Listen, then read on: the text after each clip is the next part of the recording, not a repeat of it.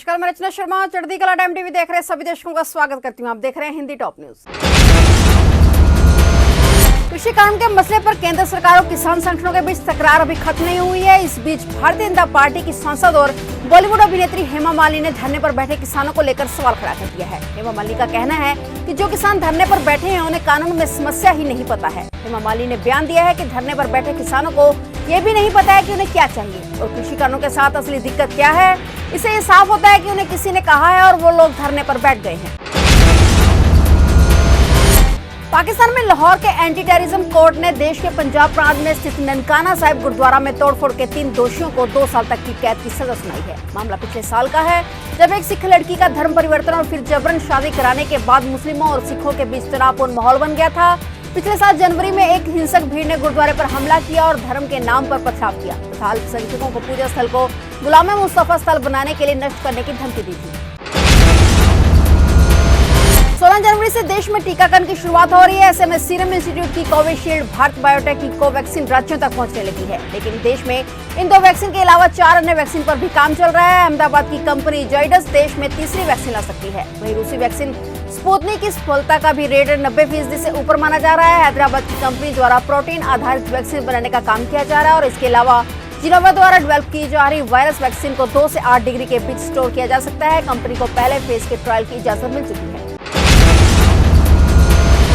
देश में 16 जनवरी से कोरोना वैक्सीनेशन का अभियान शुरू होना है और इसका असर अब देश में चल रहे अन्य अभियानों पर पड़ता हुआ दिख रहा है। 17 जनवरी को होने वाले पोलियो टीकाकरण दिवस को अब आगे बढ़ा दिया गया है। केंद्रीय स्वास्थ्य मंत्रालय की ओर से बुधवार को इस बात की जानकारी दी गई।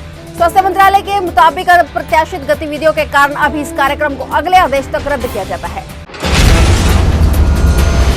केरल में आज से सिनेमा हॉल फिर से खुल गए हैं। पिछले साल कोरोना वायरस का प्रकोप शुरू होने के बाद राज्य में सभी सिनेमा हॉलों को बंद कर दिया गया था। अब स्थिति संभलने के बाद 10 महीने बाद राज्य के सिनेमा हॉल आज एक बार फिर से खुल गए हैं। हालांकि स्वास्थ्य मंत्रालय के आंकड़ों के मुताबिक केरल में अभी भी कोरोना के सबसे ज्यादा एक्टिव केस हैं।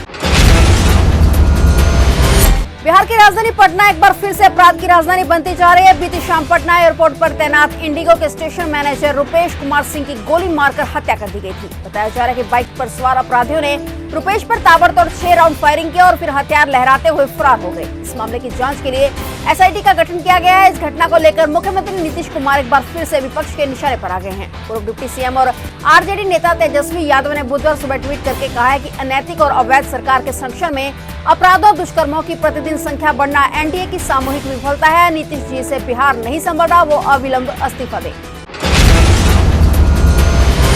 हिंदू महासभा को गोडसे ज्ञानशाला बंद करनी पड़ी है। स्थानीय जिला प्रशासन, कांग्रेस समेत कई संगठनों ने इस पर आपत्ति जताई थी। हिंदू महासभा ने रविवार को एमपी के शहर ग्वालियर में गोडसे ज्ञानशाला नाम से एक स्टडी सेंटर खोला था, जिसे प्रशासन की पहल पर बंद कर दिया गया।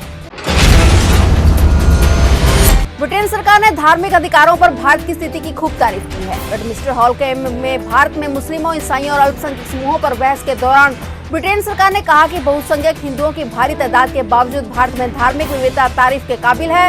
इस बहस को लेकर लंदन में भारतीय उच्चायोग की ओर से बयान जारी किया गया है।